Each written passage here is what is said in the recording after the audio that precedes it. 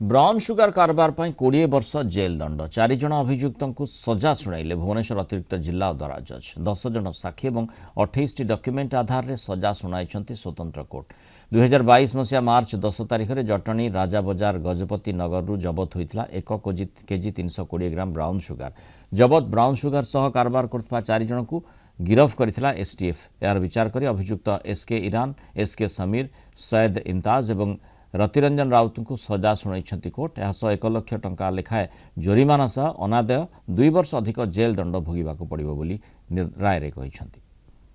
निश्चित भाव में निशा बेपारी निशा खाऊा लोक निशा बेपारी मैंने जो मैंने निशा चोरा कारबार कर निश्चित भाव भय उद्रेक हम और निश्चित त्राही त्राही डाक कोर्ट ये भाव में दृढ़ स्तर अत्यंत कठोर भाव में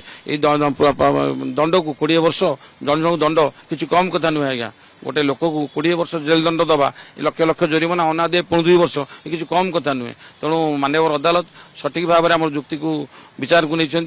जुडिशियल आप्रिसीएसन ग्रहण कर विचार कर समस्त तथ्य जुक्ति की द्विपक्ष वकिलंकर